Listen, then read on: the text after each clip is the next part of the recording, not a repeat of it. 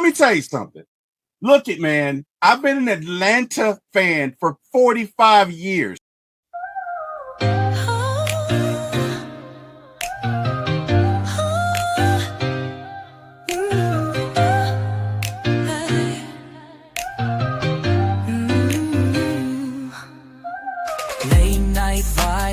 Turning up the heat, T-Will on the mic, can't accept defeat. My ATL sports show, he's running the game. Atlanta Falcons fly high, you know the name. In the heart of the A, where the pride runs deep. From the Braves to the Falcons, he's keeping it real, no sleep. He's got the scoop, every player, every play. Bringing the thunder every single day. T-Will, shining bright on the airwaves, bringing sports tonight. Atlanta heart, with a soul so free.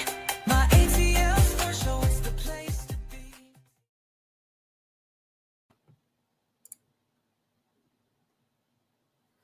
Welcome, everyone, to the For My ATL Sports One channel. It is What the Falcon, home of the Brave, with me and my guy Scott Karasik, like Jurassic, and the Falcons cut down to their final 53-man roster, and we are here for it. Mr. Scott Karasik, how you doing, brother? I'm doing good. How are you? I am doing well. You and I have talked basically all preseason long about who's going, who's staying, and hey, man, can't wait to hear your impressions as to what happened, what we did right, what we did wrong, what you would have done differently, the whole kit and caboodle and 9 yards. And without further ado, my friend, let's get after it. So, let me see. Do we want this one or this one? Which one do we want? We want this one? I think we want this one. We'll go with the depth chart. Yeah, that works a little better. All right. So, at QB, I feel like I'm talking at Yankee Stadium. At quarterback, we've got Michael Penix. No, I'm kidding. So we got Michael Penix and Kirk Cousins at QB. Obviously, we cut Easton Stick. We've got Bijan, Tyler, and Nathan Carter at running back. We've got Draco, Cadero, David Seals, Darnell Mooney, Casey Washington, Ray McLeod, and Jamal Agnew. No Chris Blair. We'll get to that a little bit later. We've got Kyle Pitts, Felipe Franks, Charlie Warner, and Tegan Quitoriano at tight end. We've got Jake Matthews, Jack Nelson, Matthew Bergeron, Ryan Newziel, Javon Gwynn, Chris Lindstrom, Kyle Hinton, Elijah Wilkinson, and Michael Jarrell as your offensive line. Defensively, we've got Arnold Ebiketie, Jalen Walker, David Onyemata, Laquel London, Rook Aroraro, Zach Harrison, Brandon Dorless, Leonard Floyd, James Pierce, Braylon Trice. Your defensive line. Middle linebacker, you got Caden Ellis, D'Angelo Malone. Weak side linebacker, you got Divine Diablo, Josh Woods, and JT Bertrand. Cornerback, you've got AJ Terrell, Natron Brooks, Mike Hughes, Clark Phillips, Billy Bowman, D. Alford, and Mike Ford. And for your safeties, you've got Jesse Bates, DeMarco Helms, Xavier Watts. Last but not least, kick returner, you've got Younghoe Koo. Punters, Bradley Pinion. Huh? Kicker, Younghoe Koo. Sorry. Kicker, Younghoe Koo. Thank you, sir. Punter, you've got Bradley Pinion. Long snapper, Liam McCullough. Punt returner and kick returner, Jamal Agnew, with Ray McLeod, D. Alford, and Natron Brooks backing up Jamal Agnew. That, ladies and gentlemen, is your 2025 Atlanta Falcons 53-man roster. Scott, been waiting on this, brother. Give me your thoughts. Positive, negative. What would you do? What would you not do? Let's get into it.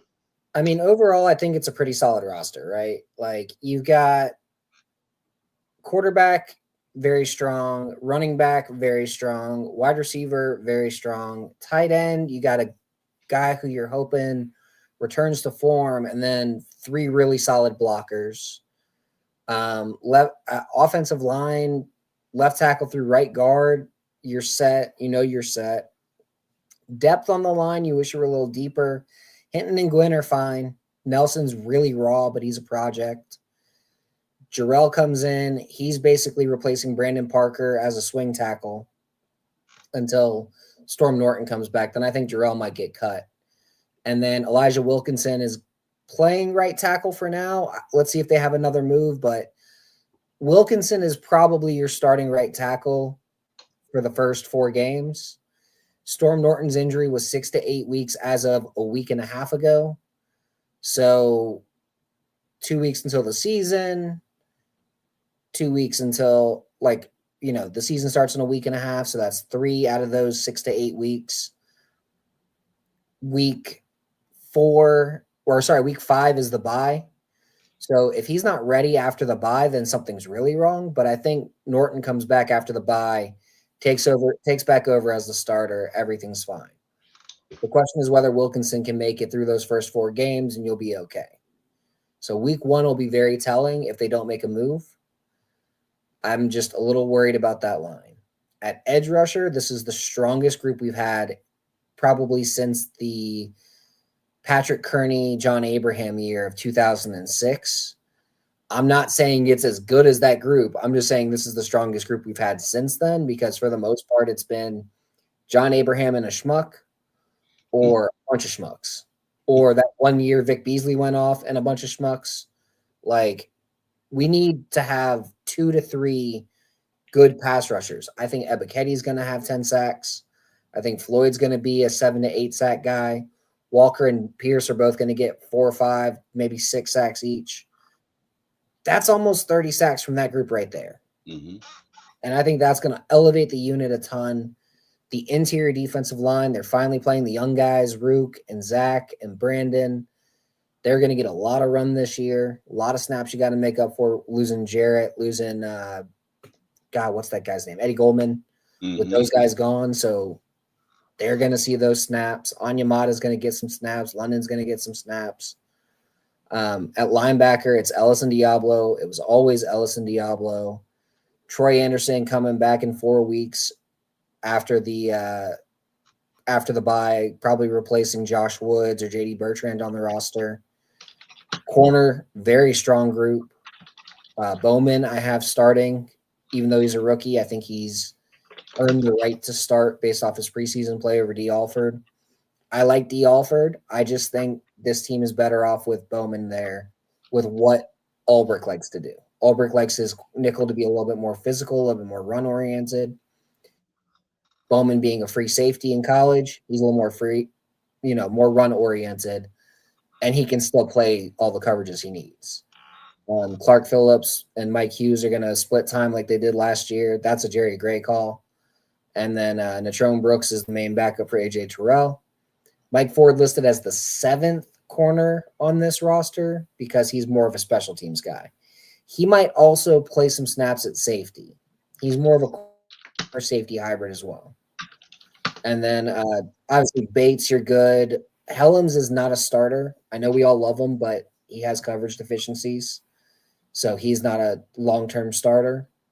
And then Watts, I predicted Watts starting from the get, and once they cut Fuller, that kind of made it official. Watts is starting. And then Koo, Pinion, McCullough, that's the same group we had last year. I think Koo's healthy now, so it's going to be a lot better. Blair didn't make it. Give me. I for one loved Blair. Loved the preseason he had. Thought he really earned a position. Give me your thoughts on what the Falcons are thinking there and why they may have chosen to not select him. I think it's more down to numbers, right? If you look at the contracts for the Falcons coming up this coming year, it's a lot different than you would think. So after this year, Agnew's gone, McLeod's gone, Hodge is gone, and those three guys probably get replaced. Well, you have Blair, Drummond, and Nash sit on your practice squad for a year. And if any one of those three guys, the corresponding guy to them, gets called up. So if McLeod gets hurt, you call up Drummond. If Agnew gets hurt, you call up Blair. And then you have your kick return duties go to Alford and Brooks. If Hodge gets hurt, then you call up Nash. Mm-hmm. So we got Silk Legacy in the chat. He says, what's up, one-timers? Silk got that fire. Yeek. He says, hey, Scott. Eric Parker says, what's good, everybody? Rise up. Hey, man. Silk Legacy, what's up? Little Big Brother, what's going on, man? Hopefully all is well. Scott, let me ask you this. You don't think anybody's going to pick up Chris Blair? You don't think teams aren't out there with their ears to the street watching this thinking, I'm going to go get this guy? I mean, he did have a great preseason. What do you think about that? You think there's a chance, or do you think he's safe? You think he's going to clear waivers?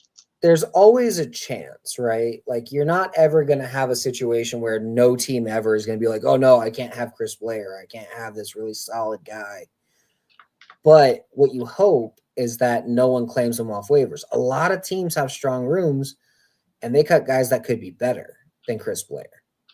So you play the numbers game sometimes, and it's like, well, we already kept 7 wide receivers. Right. So Chris Blair happened to be wide receiver 8. And I think they end up with Blair, Drummond, and Nash on the practice squad. And again, that's where that happens. Just like I think Kobe Bryant, there's a lot of really good corners out there. I think Kobe ends up back on the practice squad.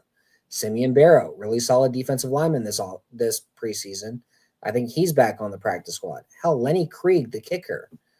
If you go around the league, every team has their kicker. So where's Lenny Krieg going to sign? He wasn't good enough with his accuracy to say, hey, yeah, I'm going to trust him right away in the NFL in a clutch situation.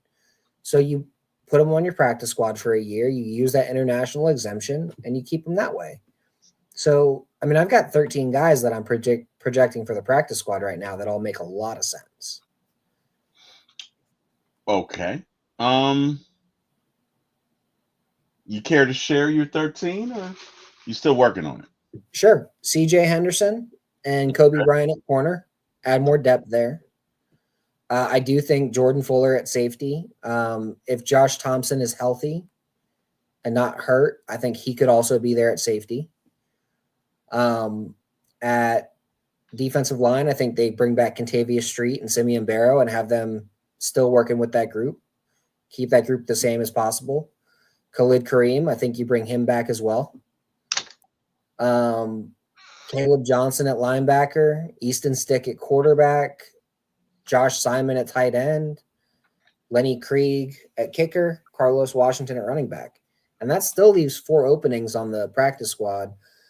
And you might be able to go out there and get a couple guys that might be worth it, like Braden Swinson, who's an edge that was drafted by the Patriots. You know, you may be able to go out and get Mecole Hardman at wide receiver, and maybe you cut Jamal Agnew instead of having Agnew out there. You know, there's a lot of options out there. So, okay, all right. What would you have done differently? I would have let Felipe Franks be a practice squatter. No Okay. one's out here clamoring for Felipe Franks. You could have let him be on the practice squad and called him up when you needed him. Quatoriano already showed he's solid enough on special teams to play that same role that Franks plays. So what's with the duplicity? I would have kept Easton Stick on the main roster. I would have kept an extra running back, but I think they're going to do the call-ups from the practice squad for the running backs. I think they might end up carrying up to 3 running backs on the practice squad. I have Carlos Washington as 1. I'm not sure if they keep Corbin or the other guy who I can't think of right now. But I'll be honest with you. Yeah, neither one of those guys impressed me. Carter impressed me. Washington impressed me last year. I just don't see a spot for the other guys. And that's fine, right? That's going to happen. So I think it's going to be a situation where you can go out there. There's a ton of running backs who got cut. You can find 2 or 3 of them that you like that fit the zone scheme. Maybe one of the guys that the Rams cut. Maybe one of the guys that Dan Quinn up in Washington cut. Maybe one of those guys that the Bears cut because they run a similar run scheme, and have those guys come in. But for the most part, like, running back's not a position I'm worried about in the first place. It's nice to have depth. I think Carter's that home run threat that could be fun in like an Antone Smith type situation. You give him like 15 carries all year, just 1 carry a game, say, hey, let's go see what you got. And if he goes out there and he gives you 7 yards, you're happy. If he goes out there, he busts a big run for a touchdown, you're happier. But for the most part, I think this roster is set how it is. The only other thing I would have changed personally is right tackle. I would have gone in and settled with a veteran right tackle the minute I knew Caleb McGarry was out for the year. They've known he was out for the year for a week and a half now. Yep. They've known it, right?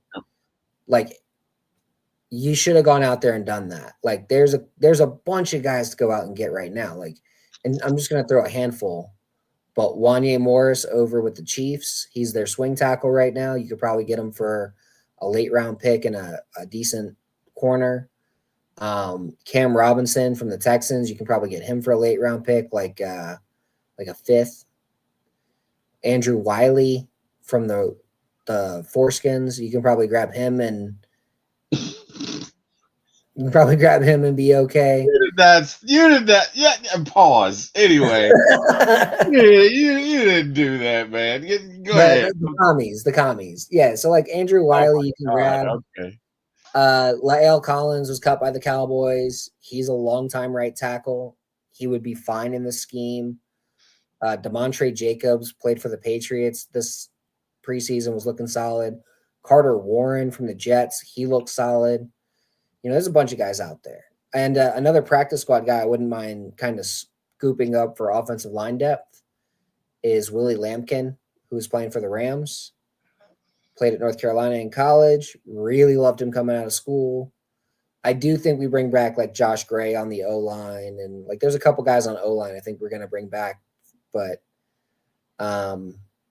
so I'm looking at the chat right now. I saw Antonio Henderson asked about Jarrell from or Jarrell or whatever his name is. Yeah, he had like a 46 PFF, which is eesh. So I went and I watched some of his film.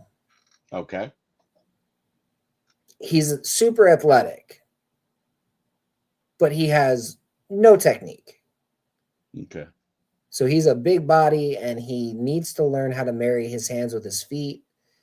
If he is starting at any point, that is a problem. Okay. I don't think he's the right guy, period. And a big reason why I don't think he's the right guy outside of being a swing tackle, where he comes in here and there and, can finish a game out, is because he's so raw. Even last year when he was in his second year in the NFL, he's still super raw with his technique. Okay. Now, Ledford, what I will say with Ledford is one of the best teachers out there, the offensive line coach. Okay. And he's improved Matt Bergeron a ton. He improved Lindstrom a ton. He's improved Newsel a ton. He improved Wilkinson a ton. So, I trust the offensive line coach to improve these guys. Matthews, he kind of just kept the same, but Matthews was always a really good technician. But, Matthews technically is one of the top 3 or 4 left tackles out there when you look at technique. His issue has always been, he may not be the fastest guy anymore. He may not be the strongest guy anymore. And that's where he loses. He loses just from getting either overpowered or from speed. But it's rare when guys are able to beat him too. Okay. So technically, I think they'll be okay. I do worry a little bit about Wilkinson. Now, Wilkinson came out of college as a tackle, specifically a right tackle. So I'm less inclined to be annoyed with the idea of Elijah Wilkinson starting for this team. Okay. Silk Legacy says the team is going to shock the NFL like our 2016 team. Hopefully so. Antonio says so. Oh, yeah, you read that. So, did you not like the tackle? Yeah, I wasn't really impressed with that. So I agree with you, Scott. I'm in complete agreement with you regarding that. Mike says, fellas, shawty, what's going on, Mike? Hopefully you're doing well. All right, so hey, let's take a look at this defense specifically. Um, we've got our 53. We do, sort of. What do you think? What do you see us doing this year? Give me. Now that we have all of our toys, what do you see us doing? Tendencies regarding defense. Are we going to blitz more? Are we going to blitz less? Are we going to play man? Are we going to, give me your thoughts and ultimately give me where you think this defense is going to place in the 32. So top 15, top 20, top 10. Just give me your thoughts. All right. So tendency wise, a lot of 34 looks, a lot of 2-4-5 looks, a lot of 3-3-5 offset, which is 3 down linemen and then like Ebiketie standing on the edge. So like Okay. Harrison, Rook, Onyemata, and then Ebiketie's opposite Harrison, or Walker, or Pierce, or Floyd is opposite that way. And that's where you want them to be, right? That's how you want to see them. You're going to get a lot of 2-4-5 where you've got Ebiketie and Floyd, or Pierce and Walker, or Trice out there even. Again, a lot of good stuff there. They're going to be a lot more zone heavy, but it's not a soft zone. It is a press match zone. Okay. So, when I say match concepts, that means as guys are coming through the zones, you match with them and you basically shadow them through your zone. It is tough to break. They are going to allow yards. I'm not going to sit here and say they're not, but they're not going to allow 700 yards. They're going to allow 300 yards. Okay. The worry that you have with a defense like this is going to be against the run. Okay. It's Yeah. undersized all over. Mm-hmm. And that's the worry. But they're going to run a lot of nickel. They're going to make plays on the ball. They're going to try and peanut punch that ball out. I don't see that side of it being an issue. Where I think they place, if they stay healthy, I always preface the NFL takes I have with if they stay healthy, I see an NFL average between 14 and 18 defense. Okay. In DVOA, which is how I like to look at defenses. What is DVO? What does the acronym stand for? Couldn't tell you. DVOA. Oh, really? Okay. All right. Couldn't tell you. It's a value adjusted metric. It's one of the advanced metrics. It matches with the eye test, basically. Like when you go out there and you watch a team and you're like, all right, well, they may have only allowed 10 points, but they got run around. DVOA would be like, well, they're really like the 23rd best team, even though they're 8th in scoring.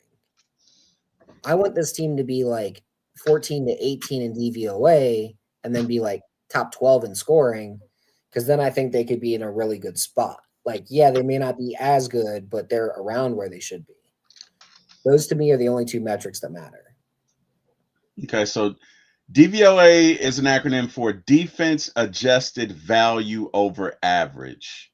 And like you say, it is an advanced statistical metric created by Football Outsiders that evaluates a team or player's performance by comparing each play against a league average baseline for that specific situation. So 3rd and 6, the Falcons give up on an average 4.5, and the rest of the NFL gives up 5 or something like that, right? Correct.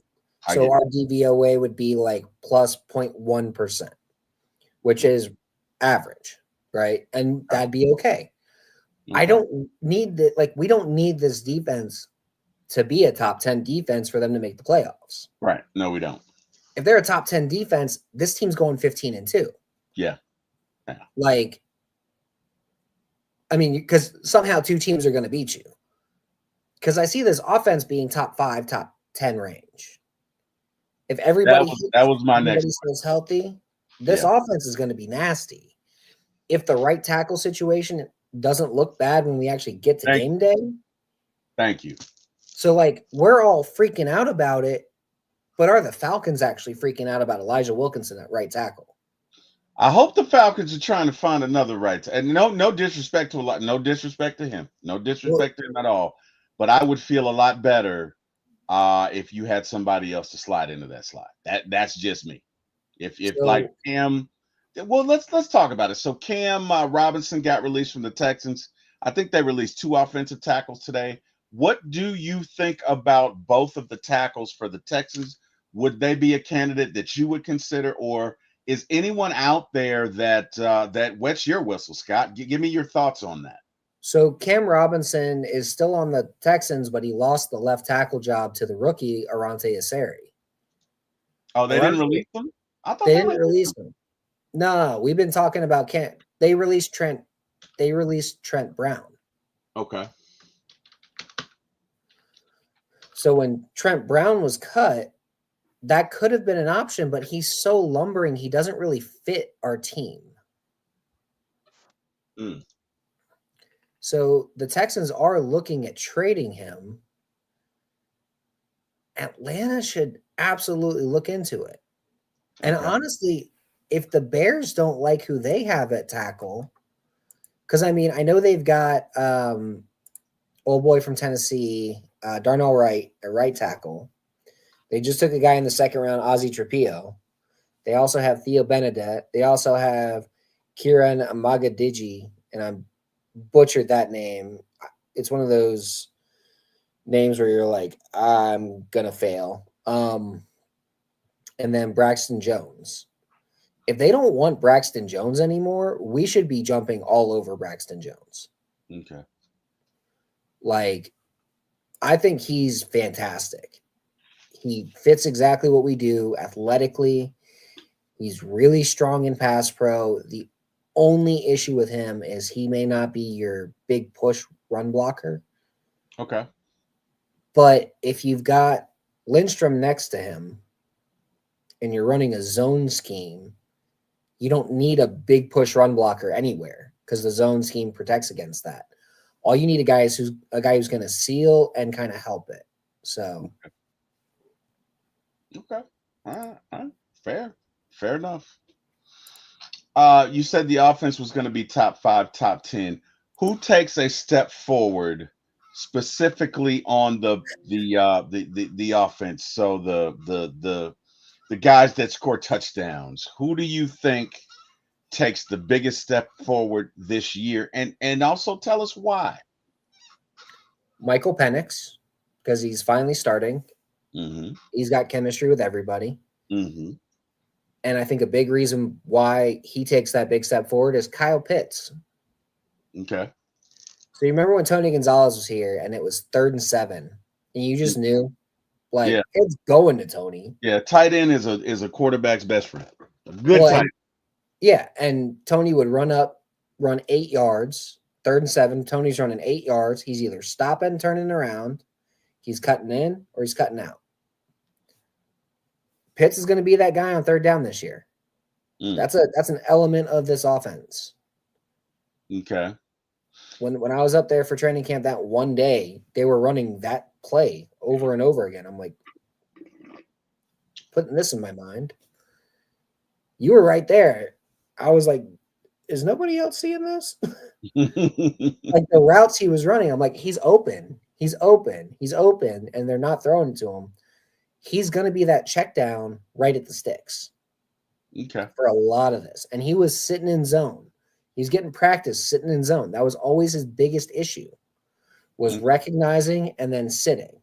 Recognizing and sitting. And I think he finally figured it out. And that's one thing that can help take him to the next point of his game. Because if it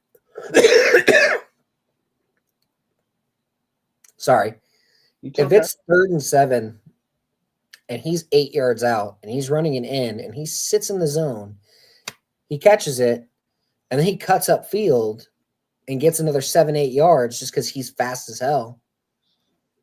That's a 20-yard big play, but we ran an 8-yard in. We weren't trying to get a big play. We were just trying to get the first down. But he gave us a little bonus there. 15, 16-yarder. We weren't expecting, but we're going to take advantage of it. We got an explosive out of a let's continue the drive play. And that's the kind of thing that Julio Jones used to do for us. That's the kind of thing that Tony Gonzalez used to do for us. Mm-hmm. It's the kind of thing that Roddy White used to do for us. It's the kind of thing Drake London does for us now. So you want another guy out there that can do that. Mooney does it for us right now. Although Mooney's running that 20-yard out and he's wide open, and you're like, all right, well. Always open.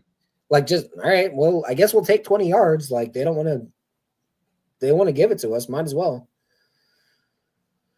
And no, with Penix, effortless release on his passes. He doesn't have to wind up and get into it. Just flicks his arm and boom, it's there. Like, I'm very high on this offense because of Penix, because I think Penix is going to be that guy. Outside of that, I think you'll see more contribution from guys like Casey Washington. I think this could be a year where Casey Washington's really the wide receiver 3, not the wide receiver 4. Okay. Like we're all projecting him to be. Okay. Let's say those first 3 weeks we don't have Mooney, and Washington goes out there and puts up 10 yards, a touchdown, 14 catches as the wide receiver 2. You think they're going to pull him out? No. No, I don't either. I think they're going to say, all right, well, Mooney, you're going to be out there. Washington, you're going to be out there. We're going to rotate in Ray. We're going to rotate a new guy out there every play just to keep our wide receivers fresh. Drake, you're playing 75% of the snaps instead of 90% of the snaps, and we'll just keep rotating a new guy in every play. Because what's the worst that can happen? Oh, no, Ray and McLeod went off for 60 yards. Oh, no, Casey Washington got a 25-yarder. Oh, no, Mooney went out there on 3rd and 8 and got 17. Oh, no, Drake just got a 35-yard touchdown. Like they're not going to care who gets the ball. That's the cool thing about our wide receiver room. We don't have the divas. They're not like, get me the fucking ball. They're, hey, where do you need me to be? I'm going to be there. Okay. So, let me ask you this. Do you think, especially if we get a tackle, all of this is contingent upon great tackle play because, of course, whoever that tackle is guarding Penix's blind side. So, assuming we get good tackle play, do you average tackle play or average tackle play? Do you think Bijan benefits from Michael Penix being in the background, specifically in that he can sling it, and you really can't just come up and stack 8 or 9 in the box? Oh, yeah. Because when we were having trouble with the run game last year, it wasn't because of Bijan. It wasn't because of blocking. It was because teams were stacking 8 and knew Kirk couldn't throw it deep. So they were stacking the box, pressing the receivers, and boom, that was the offense. Like, that's why we struggled against the Chargers. Because Kirk couldn't sling it, so we were screwed. Now, if Penix is in there versus the Chargers, they can't do that. They have to have that second guy deep. Right. And Penix can go out there and middle of the season, late in the season, you can give them 2 different calls depending on how they're aligned, whether it's 6 in the box, 7 in the box, 8 in the box, how they're aligned, and just, hey, where are we checking to? Do we check to the 7, to the 8? Like, literally just go by how many guys are in the box and make your play call off of that. And from that point, you can say, all right, well, we've got a run, we've got a play action, we've got a pass. 6 in the box, let's run the ball. 8 in the box, let's do a pass. 7 in the box, let's call a play action. Like, and that's what we'll do this play. And let them set the checks. And have it all be out of the same formation, right? Like, that way you just check 1, check 2. Like, remember when Ryan was out there yelling, Camaro, Escalade, chicken finger, Brussels sprout. Like, he would yell the most random stuff, and we'd be like, all right, I don't know what he's doing. He was doing that 7-8 check at the line. Okay. So that's what that was, because he had 2 different plays called, and he was switching to the different play. Okay. All right. Um. So we've got our offense. We've got our defense. Would you have selected Koo? Would you have tried to keep Craig on the roster? Give me your thoughts on that. This might seem like a hot take, but Krieg wasn't good enough in camp to justify keeping over Koo. Okay, that's fair. Krieg missed a lot more while they were just out there kicking than Koo did. I don't think Krieg has the accuracy that you want, because you want a guy 50 yards and in, he's 100%. Outside of 50, if he's 50%, that's fine. You can live with it. Because your whole goal is 50 yards and in, you're getting at least 3. Okay. And then if you can get more, you can get more. But if you're at the opponent's 33-yard line or better, you're getting at least 3 points every single time. That's what you want your kicker to be. I think Koo has been that the majority of his career, where he's about 50-50 from 50 plus, and then he's pretty much perfect in. Same kind of thing here. That's what I think should happen. His one miss in the preseason was from 51. Okay. We can forgive that because it's 50 plus. Do you have any concerns with everything that, and I know he was injured last year, but forgive me for saying this, hips don't lie. Do you think that you think he's cured, or do you think that hip rears its ugly head again? Because that hip has been there for 2 years. It didn't just start last year. So to the extent that we go through these issues again, what are your thoughts? I mean, do you think Krieg is definitively going to be on the practice squad, or is there a possibility somebody could scoop him up? Give me your thoughts on that. I would put $100 tomorrow to win probably 105 max that Krieg ends up on the practice squad as the international player designation. And if Koo falters throughout the year or gets injured at any point, Krieg's the guy that gets called up to replace him. Okay. If Koo's hip comes back and he has a hip pointer or whatever, Krieg's called right up. Koo goes inactive for at least the game, and Krieg takes the call up for that week if need be. If it's just like, hey, Koo's hip is irritating him, Krieg comes up. Krieg probably goes 2 for 3 in whatever game you put him in. He probably misses a 40-yarder and knocks through a 60-yarder, but I don't like that kind of variance from a kicker, personally. No, I love a guy that can kick the shit out of a ball. Don't get me wrong. mm-hmm. Love it. But I want a guy who's going to kick it through the uprights and not to the left or to the right of the uprights. Mm-hmm. And who can control it a lot better than Krieg can right now. And I'm not a technique guy by any means. I couldn't tell you the first thing about whether Koo's kicking technique or Krieg's is better, or how to get either one of them better and more consistent. Couldn't tell you. I don't know shit about kicking technique. I will admit it. I know even less about punting technique. I know even less about long snapping and holding technique. Couldn't tell you the first thing about it. When I was focused on special teams growing up, I was a gunner. So I was run, maintain my lane, don't let anybody get around me, get through my blocker, stack and shed, all that stuff. Nothing to do with kicking, punting, long snapping, holding technique. So couldn't tell you the first thing about that. Wish I could. Okay, no, that's fair.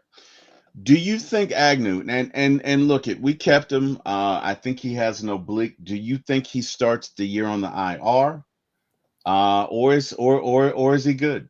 So the thing with the IR that now is you can have up to 8 guys that you bring back throughout the year. I wouldn't be too shocked if Agnew does end up on IR before week 1. And then they sign somebody like a Mecole Hardman to replace him. Mm-hmm. And then if Hardman, say 7 weeks down the line, has a bad fumble on a punt, they cut Hardman, they activate Agnew, everything's all hunky-dory. But an oblique injury is not a fun injury for any player, let alone an NFL player. Like an oblique injury takes out a baseball player for the entire year. You can only imagine what it would do for a football player. It does. It's not fun. It's not fun at all. It's not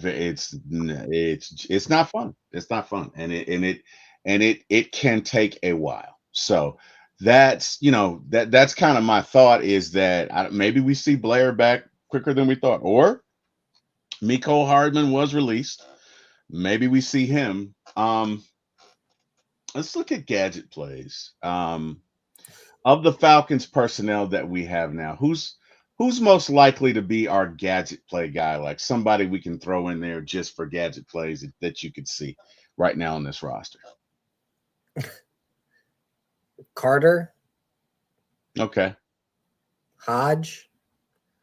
I mean, non-starter, right? You're not talking about like the main guys. No, not non-starter. Like, because I'm thinking Felipe Franks, being that he can sling it a little bit, you throw him in there. You know what I mean? Maybe it's a flea flicker or whatever, or that's what I'm envisioning. Maybe something with him. I know Agnew, when he comes back, is as fast as all get out. So I could see maybe some jet sweeps with him and something to that extent. But that's kind of where I'm going. We got King Richie in the chat. King Richie says, "What's good?" Falcon Fandemic, aka Manuel C. McFarland, says, "What's good, fellas? Definitely a lot to process with a lot of these cuts." King Richie says, Felipe Franks, my brother, says, "No gadget plays." Eric, whatever. You gotta have imagination. You gotta have imagination. I think he was saying no to the jet sweeps like I was, because jet sweeps are the dumbest fucking play in all of football. But they work 30% of the time. Come on, Scott. You know what works more often that's similar is a pop pass. A pop pass. Have you never seen a college team do a pop pass? What's a pop pass? So a pop pass is like a jet sweep in that the wide receiver goes into motion. You still snap it to the quarterback, and then he pops it forward. Oh, okay, like that. And the receiver takes. What you're talking about. I see what you're talking about. So it works because you have that orbit motion, and you only do the pop pass if you don't see the guy trailing him. You have a full-on play called outside of that pop pass. Okay. But if that guy doesn't trail him and they're in zone, that pop pass, you hit it, and you can get 8-9 yards easy a lot of the time. Okay. I can dig it.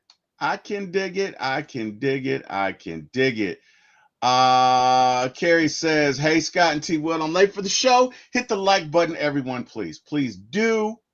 Yeah. Okay. So, I mean, that's cool. You and your jet sweeps. I love a jet sweep, man. I love a jet sweep, and I love a fake jet sweep handoff to the I just love it. I just love everything about it. Whatever. Fake jet sweep I'm open to. I mean, I know you have to do the jet sweep, but with the pop pass, you can fake the pop pass and just hand it to Bijan. Okay. All right. Or you could fake the pop pass and have Bijan run a swing to the other side. Okay. And just toss it to Bijan on a swing and let him go out and get it. Yep. Manuel C. McFarland, aka Falcon Fandemic. And by the way, if you have not checked out his channel, this dude's doing some major things. He's doing some good work. Shout out to Falcon Fandemic, aka Manuel McFarland. I don't think Nash made it. Fandemic. I don't think he made it. I think he was cut, which was a surprise to me. I was really surprised that Blair didn't make it. Blair had a great season, but whatever. It is what it is. Item Mike says we get down to Franks as our QB season done. Well, yeah. We have 2 prone QBs right now. If we get down to Franks as our QB, you are correct. Any NFL team loses their top 2 quarterbacks, you might as well put them in the line for a losing streak from hell. Yep. We have it better than most, because most teams, if their top guy goes down, they're fucked. That's true. King Richie says, "Please, Sarkisian, wore them jet sweeps out. So did Arthur Smith. No more jet sweeps." Well, and Arthur Smith thought he was creative and fun by doing his jet sweep to friggin' Jonnu Smith. And then he would do his little halfback pass where Jonnu Smith was getting the ball, was throwing the ball to Michael Hardman or Michael Pruitt, whatever the guy's name was. Yeah, just Michael Pruitt. Come on, man. Yes, my tight end 2 should be throwing the ball to my tight end 3 in a play where it's 3rd and goal from the 2. I'm so smart, and then it gets knocked away. It's like, no, dude. Like, if you're gonna run a trick play, don't run it at the fucking goal line. Run that trick play. Have that trick play in your bag. Run it at the 40. Because if it breaks, it breaks. If it doesn't, you're at the 40. You're fine. And run it on 1st down. Don't run it on 3rd and 2. Okay. Give me your thoughts. Falcons offense, how many points they score a game? So they averaged, I want to say 25 last year. Yep. I'm projecting 28 to 30 in that range. Agreed. It doesn't sound like that big of a difference. It but is. Had 3 more points to every single game last year, and this team was 10-7. Yeah, it is. It is absolutely. King Richie says, remember when he let Jonnu run it and Kyle blocked? Laugh out loud. Then he said against Minnesota and Hunter, laugh out loud. And Daniil Hunter just ran right through Kyle and smashed Jonnu. Yep. Island Mike says Pitts is listed in the wrong group. He is not a tight end. He is a wide receiver. Shaking my head. He is a tight end. He lines up in line as a tight end 40% of the time. Only tight ends line up in line like that. Wide receivers line up in line maybe 5% of the time max. And that's when you got a guy like Drake London who just likes to knock the head off of a defensive end. Eric Parker says Terry would run a trick play every series. And I probably would. That's why I'm laughing.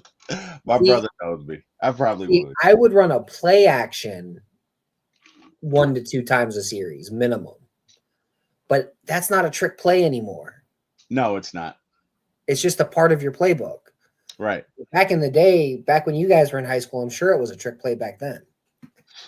I mean, it was close, but it wasn't run that often, like 5% of the time, maybe. Like you lined up to run, you ran, you lined up to pass, you passed. You passed, yeah.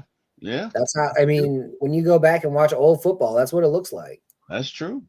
That is true. True, my like friend. even in like the 90s. That's what football looked like. So how many points a game does this defense give up? Give me your thoughts on that.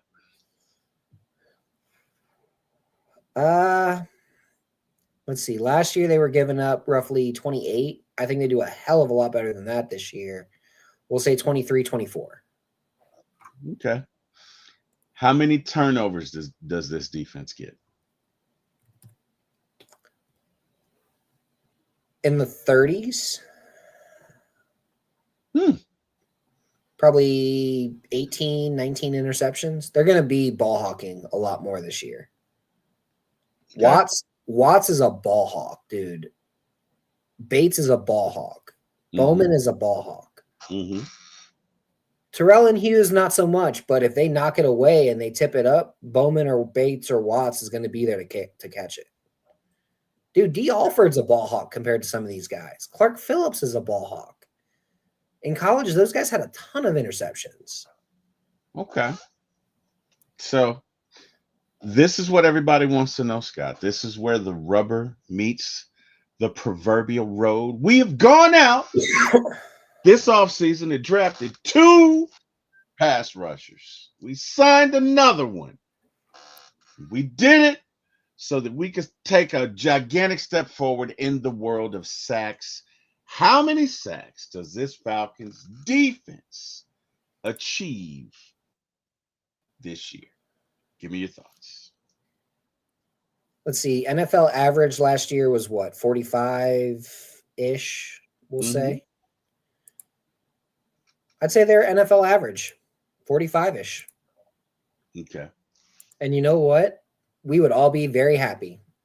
We'd be Our ecstatic. NFL average was 43, 40 to 43. I think they'll be in that range. And I think we'll all be very happy. I think we get the majority of our sacks from our edge group. I think we get a handful of sacks from the linebackers. I think we get about a dozen sacks from the defensive interior guys. Like, so we'll say 12 from the defensive interior, split it up however you like. We get 6 from the linebackers, Diablo and Ellis. Mm-hmm. So that's 18. We get 23 to 25 from the edges combined. Again, Ebiketie getting 10, Floyd getting 7, Walker getting 5, Pierce getting 5. That's 20, 27 right there.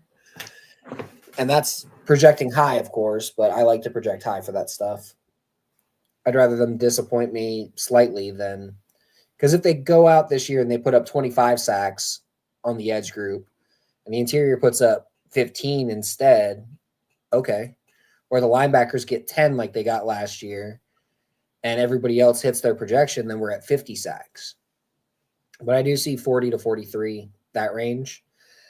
It's not going to make everybody happy, but it'll be a consistent, competent group. Okay. My brother says 65. He's thinking high. He's thinking high. 65 would be Grits Blitz territory, Eric. There hasn't been a team that's hit 65 since the 2022 season with the Eagles. And before that, I think it's been never. He said never. I mean, it can happen. Like, I'd be happy. Richie says, didn't we get 42? No, I think we got what, 30? Did we get 36? 37, I want to say. 37, 36, 37. But we started really bad. Like most of our sacks we got in the last 5 to 6 weeks. Yeah, we got almost all of the sacks 5 of the last 6 weeks. We had 10, then we had a 5-week period where we had 21 or 20, and then we got 1 in the final game. Yeah, because of Jimmy deciding to let me go back to the defense that hasn't been working. I know we've been killing it with sacks, but we're just going to play back and hope for the best. So, okay. Who has the most interceptions this year for our beloved Atlanta Falcons? Is it Jesse Bates? Is it Bowman? Is it Watts? Who's got it? I'm going to make a real hot take here. It's going to be Watts. Whoa, that is a hot take. With 5. That is. Wow. Okay. And I'm saying, 18, 19 interceptions and 10, 11 fumbles is what's going to happen to get the 30 turnovers. So I think Watts gets like 5. I think Bates gets 4. He's right there. I think Bowman gets 3. I think we get the rest, just like a bunch of people get 1. Like, that's what I think is going to happen. I don't think it's guaranteed, but I mean, we are playing the Saints combination, who have some of the worst quarterbacks in the NFL, with Rattler and Shuck, and I think they cut Haener, but he'll be back on the practice squad for them. So Rattler, Shuck, and Haener, those guys are probably good for 10 between the 3 of them. Okay. And then the rest will just come throughout the year. Okay. All right. But yeah, like, we should be getting like 4 or 5 picks off those guys each game. Like, those guys suck. Okay. I wouldn't be shocked if we picked off JJ McCarthy 3 times. He's not very good. Okay. Give me your candidate. My brother being stupid right now. Boy. He's talking to Carrie. So we had a stalker in here. One show we were doing, he asked Carrie where she lived, and Eric was in. So that's a callback to that. But give me your candidate for Falcons Rookie of the Year. Again, hot take. It's going to be Xavier Watts. Really? Not JPJ? Not JPJ, not Jalen. Pass rushers take more than a year to develop normally. Like, I love Billy, but he's going to be playing 70% of the snaps. Watts is going to be playing 90% of the snaps. I think it's going to be Watts. I think he's going to get, again, 5 interceptions. He'll be around 90 to 100 tackles playing safety in this defense. That's just where they are. He's going to force 2 or 3 fumbles and just be around the ball like crazy. Watts is that kind of dude. Like, we're going to go out there and be like, dude, did we just draft a second Jesse Bates? Did we just draft, a Reggie Nelson type guy? Like, that's Watts. Watts and Bates are very similar players. They're both ball hawks. Now, Bates is going to have a little bit more freedom to, like, freelance, but I still see Watts going out there and jumping routes. It's going to be a very fun defense. Give me your second-year player who, in your opinion, is going to take the biggest leap forward. Rook. Over Dorless. Rook over Dorless. Dorless is going to be good, but Rook may not light up the stat sheet, but he's going to eat up a lot of double teams. He's going to shoot the gap in the run a lot. He's going to do a lot that doesn't get noticed by people if they're not watching the dirty work. But you know my saying, fat guys win championships. You say it all the time, brother. Dirty work gets it done. And Rook is that dirty work kind of guy. He's that second year guy on defense, I think, has it. Now, if you're including offensive guys, second year guy, Penix, obviously. But just on defense, it's Rook, man. Rook is going to be a lot better than people realize. Okay. All right. Well, hey, looks like we've gone over the entire roster. Any other predictions you want to throw out there? As next week we'll be getting ready for our first game, but any other predictions you want to throw out there? Not really a prediction, but more just like another thought that I had. It wouldn't shock me to see the Falcons go out and get a guy like Cam Robinson who plays left tackle and then say, you know what, Jake, you played right tackle in college, all of that. Maybe you take the blind side. We trust you with everything. You take the blind side. You play right tackle this year. You can do it, and just have Jake and Lindstrom on the right side and have the new guy on the left. And if it's Cam Robinson, you're getting slightly worse than Jake play, but he's not the blind side guy, so it might look just as good as Jake, and you'll be fine. Just a thought. That's interesting thought. Interesting thought. Cam Robinson's numbers are decent, so I mean, you could do a lot worse than Cam Robinson. So, well, do you remember Todd Weiner when they went out and got him? No, but go ahead. So Todd Weiner played nothing but left tackle his entire career for the Seahawks. Mm-hmm. His first year in Atlanta, he played left tackle in 2001 with Chris Chandler playing. The minute Michael Vick gets into the game, Weiner switches over to the right side. Oh, okay. The block is blind side. The block is blind side. Gotcha. So could Jake Matthews do that in a heartbeat, right? Like, we're not talking about a terrible football player here. We're talking about Jake Matthews, who has been to 1 Pro Bowl and probably should have been to like 3 or 4. Okay. All right. But yeah, Cam Robinson could easily slot right in. He's played in a similar offense with Minnesota because Minnesota comes from the same tree. Kevin O'Connell coached under Sean McVay. Mm-hmm. Zach Robinson coached under Sean McVay. Okay. So just a thought process there. And left tackle as a sight side versus blind side is a hell of a lot easier. All right. How many yards does Penix throw for this year? We'll just say 4,500. Okay. I think he lights it up. Okay. Draco 1,000. Mooney, if he's healthy long enough, 1,000. Is there potential for Kyle to get 1,000, or are we capping it at 1,000-yard receivers at 2? I think Mooney gets 1,300. I think Pitts gets about 1,100. I think Mooney gets about 1,000. I think Damn. you get about 500 from Bijan. Probably another 400 from Ray, and then assorted guys gets a 300, 200, 300 range. Okay. Kerry says Chris Godwin and Tristan Wirfs both passed their physicals today. Does that mean that they'll be active, Kerry? Is that where we're going with that? They haven't practiced all offseason, and it's a brand new offense, so let's see what happens. But Godwin, I don't know. My brother says 5K. All right, Eric. All right. I mean, I hope so. Yeah.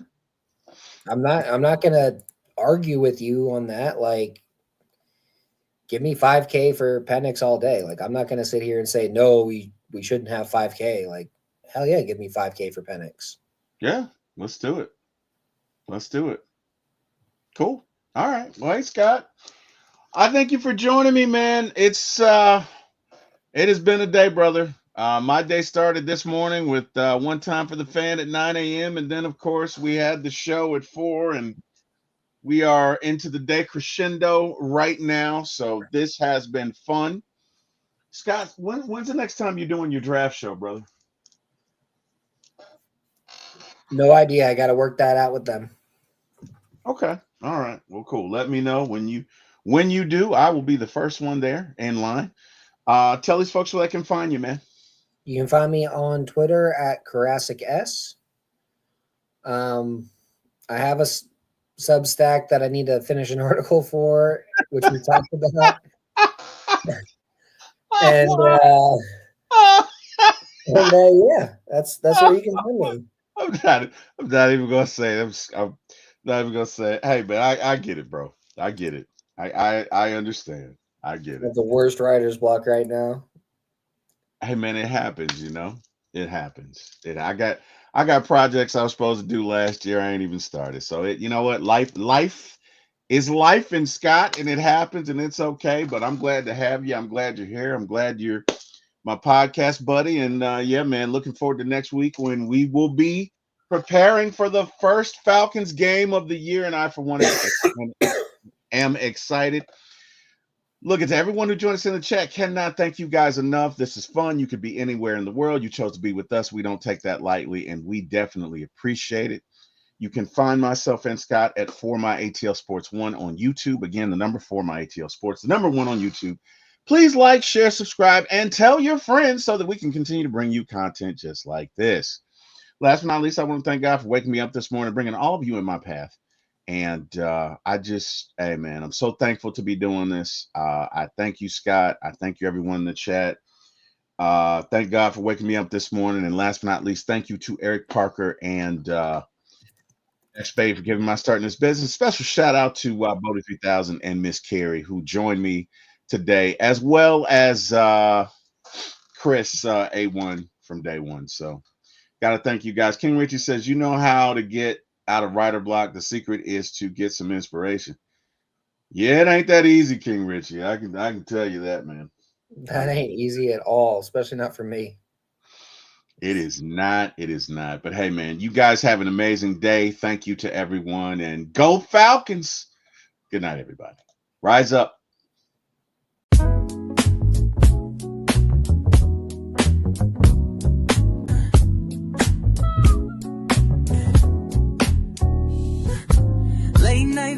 We're turning up the heat. T-Will on the mic, can't accept defeat. My ATL sports show, he's running the game. Atlanta Falcons fly high, you know the name. In the heart of the A, where the pride runs deep. From the Braves to the Falcons, he's keeping it real, no sleep. He's got the scoop, every player, every play. Bringing the thunder every single day. T-Will, shining bright on the airwaves, bringing sports tonight. Atlanta heart with the soul so free. My ATL sports show, it's the place to be. T-Will, taking flight. Falcons and Braves, yeah, we're feeling right. So bring that energy, let the city resonate. With T-Will on the mic, we're gonna celebrate.